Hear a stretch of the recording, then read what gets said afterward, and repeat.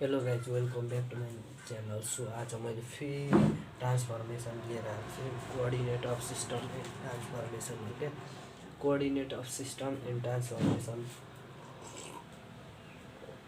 लिएर आएको छ र यो भनेको चाहिँ ट्रान्सफर्मेसन अफ अल कोअर्डिनेट्सहरू चाहिँ एकदेखि अर्कोमा चेन्ज गर्दा कस्तो हुन्छ ट्रान्सफर्मेसनले चाहिँ। जस्तै कि अब रेक्टेङ्गुलर एन्ड सिलिन्ड्रिकल कोअर्डिनेट सिस्टममा चाहिँ जस्तै रेक्टेङ्गुलर सिलिन्ड्रिकल कोअर्डिनेट सिस्टम छ। त्यसबाट सबैभन्दा पहिला रेक्टेङ्गुलरलाई सिलिन्ड्रिकलमा लाँदाखेरि चाहिँ के हुन्छ त भन्दाखेरि चाहिँ जस्तै कि रेक्टेङ्गुलरलाई सिलिन्डरमा लाँदाखेरि चाहिँ जस्तै कि कसरी चाहिँ चेन्ज गर्न सकिन्छ भन्दाखेरि चाहिँ हामीले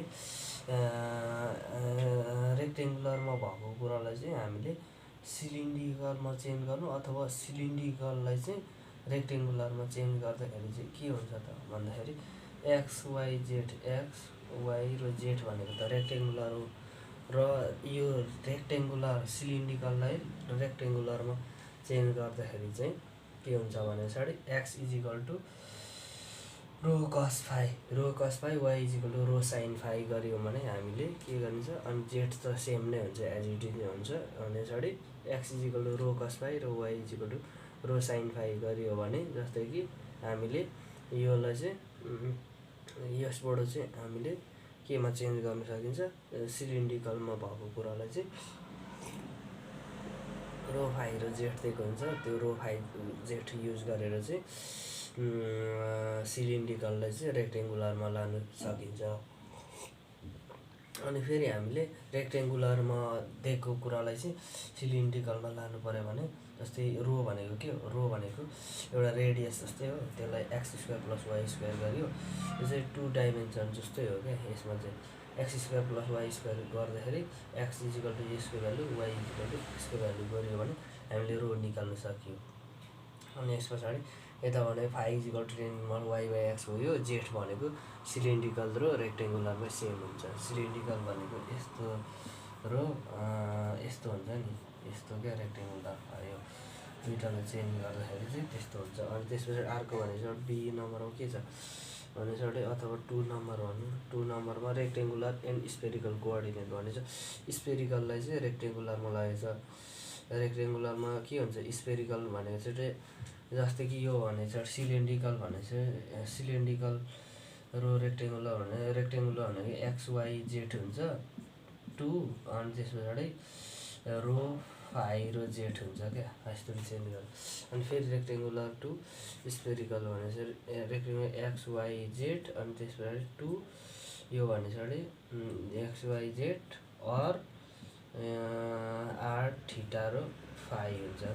यसलाई भने पछाडि स्पेरिकललाई रेक्टेङ्गुलरमा लाँदाखेरि के हुन्छ भने पछाडि आर थीटा र r sine theta and cos phi हुन्छ।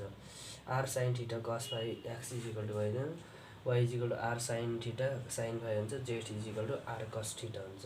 त्यति भयो। अनि फेरि रेक्टेङ्गुलरलाई चाहिँ स्पेरिकलमा लानु पऱ्यो भने आर निकाल्नु पऱ्यो, सबैभन्दा आर निकाल्नु पऱ्यो नि त।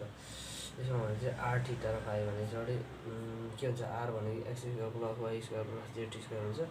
थीटा भनेको चाहिँ के हुन्छ, कस इन्भर्स जेड बाई आर भनेको कति हुन्छ, आरको भ्यालु हालिन्छ। अनि त्यसपछि फाइ भनेको 10 इन्भर्स वाइ बाई एक्स नै हुन्छ। फाइ सेम नै छ है, सबैमा फाइ सेम नै छ, फाइ सबैमै सेम नै आइरहेको होइन त। रेक्टेङ्गुलर सिलिन्डरको र रेक्टेङ्गुलर स्पेरिकलको फाइ सेम आएको छ। अनि सिलिन्ड्रिकल यो भने 3 नम्बरमा गइदिउँ, सिलिन्ड्रिकल एन्ड स्पेरिकल।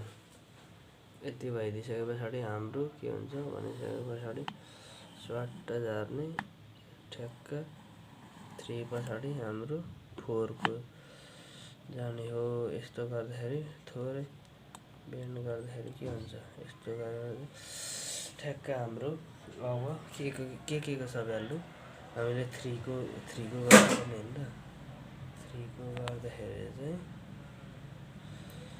हाम्रो 3 को भ्यालु चाहिँ कति आउने रहेछ भने जस्तै कि 3 को अब सिलिन्ड्रिकल एन्ड स्पेरिकललाई छ, सिलिन्ड्रिकल र स्पेरिकलमा लानु पऱ्यो भने फाइभ सेम हुन्छ दुइटै। अनि त्यसपछि आर भनेको x square y square z square अथवा रो भनेको त root under x square plus y square थियो नि त, त्यही भएको कारणले गर्दाखेरि rho square plus z square अरे अनि ठिटा भनेको पनि त्यही हो, कस इन्भर्स जेड बाई आर हुन्छ।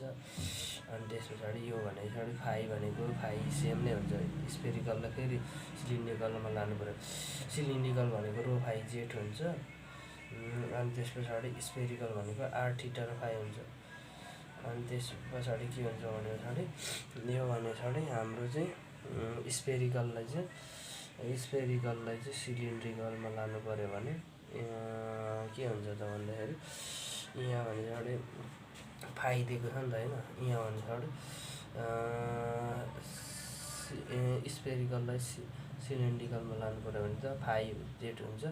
अनि रो भने पछाडि x square plus y square हुन्छ। X square plus y square भनेको के हुन्छ त्यसमा भने पछाडि रो भने पछाडि फाइ रो जेड भने पछाडि जेडको रो फाइ जेड भने पछाडि यो भने सिलिन्ड्रिकल भने पछाडि रो फाइ रो जेड हुन्छ भने स्पेरिकल भनेको के हुन्छ भने आर ठिटा र फाइ हुन्छ भने पछाडि यो भने पछाडि दुइटाको स्क्वायर गर्ने आर जेड भने पछाडि आर कस ठिटा बाई 2 हुन्छ। आर कस जेड भने पछाडि आर कस ठिटा हुन्छ। त्यति हो, थ्याङ्क यू।